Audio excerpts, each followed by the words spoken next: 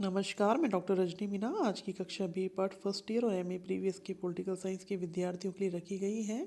और आज हमारे अध्ययन का विषय है गांधी जी के राज्य से संबंधित विचार।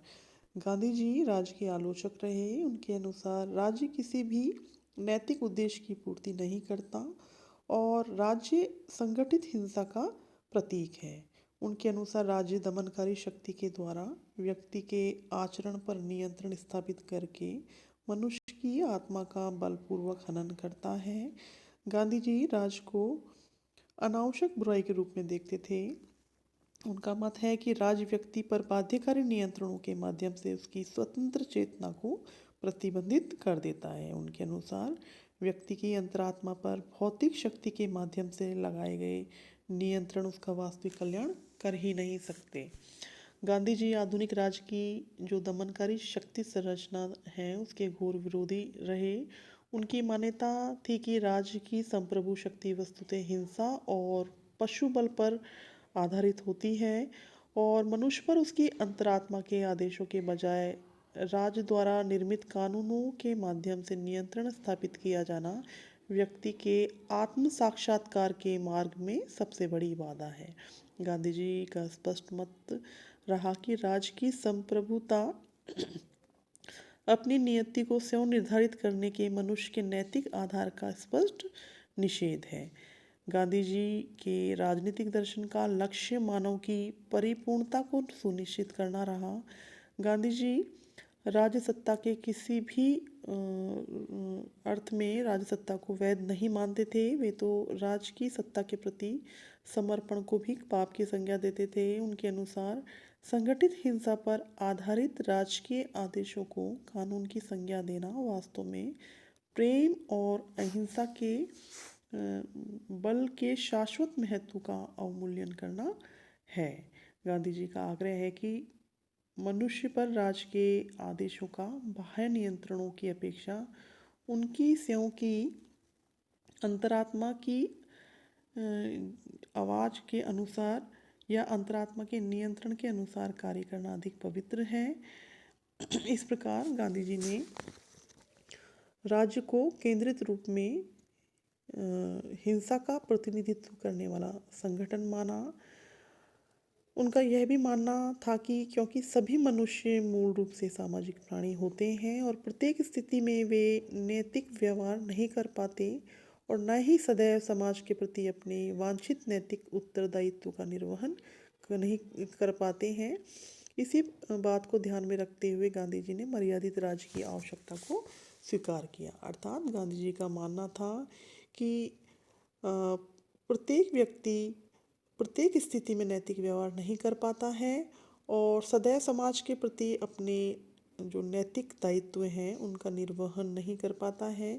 इसी कारण से मर्यादित राज्य की आवश्यकता को उन्होंने स्वीकार किया। गांधी जी ऐसे राज्य का विरोध करते थे जो विशुद्ध रूप से राजनीतिक एवं सत्ता का प्रतिनिधित्व करता है। यदि राज्य संगठित हिंसा का प्रतिनिधित्व करता है तो ऐसा राज्य गांधी जी के लिए अनैतिक संस्था के रूप में है। उनकी धारणा रही कि निरंकुश सत्ता व्यक्ति की स्वतंत्रता और समाज के कल्याण के लिए घातक होती है। गांधी जी ने सीमित राज्य की स्थापना पर बल दिया। उनकी दृष्टि में राज का कार्य केवल विशुद्ध राजनीति करना नहीं है अपितु इससे भी कहीं अधिक उच्च एवं श्रेष्ठ व कल्याणकारी होता है। गांधी जी राज्य की शक्ति में अत्यधिक वृद्धि के पक्षधर नहीं रहे। राज को व्यक्ति के विकास के लिए कार्य करना चाहिए और व्यक्ति के व्यक्तित्व के विकास को अवरुद्ध करने वाली सभी बाधाओं को दूर करना चाहिए। राज्य शक्ति की बाध्यता न केवल व्यक्ति के कार्य के नैतिक मूल्यों को नष्ट कर देती है बल्कि उसके विकास को भी कुंठित कर देती है। कार्य तभी तक नैतिक है जब तक स्वैच्छिक है, स्वतंत्र है। स्वतंत्र वातावरण में ही स्वैच्छिक कार्य संभव है। जब व्यक्ति राज्य रूपी यंत्र में पुर्जे की तरह कार्य करता है तो उसमें नैतिकता का लोप हो जाता है। कोई भी कार्य तभी नैतिक होगा जब उसे ज्ञानपूर्वक और कर्तव्य समझकर किया जाए। गांधी जी राज्य की शक्ति में वृद्धि को शंका की दृष्टि से देखते थे। गांधी जी राज को आम आदमी के दैनिक जीवन के बाहर की संस्था मानते थे एवं व्यक्तिगत पहल और स्वैच्छिक नैतिकता को व्यक्ति, समाज व संपूर्ण मानवता के लिए श्रेष्ठ मानते थे। गांधी जी ऐसे विकेंद्रीकृत आदर्श समाज की स्थापना करने पर बल देते थे जिसमें व्यक्ति का सर्वांगीण विकास की सर्वाधिक संभावनाएं निहित हों। गांधी जी व्यक्ति को राज्य से प्राथमिक मानते हैं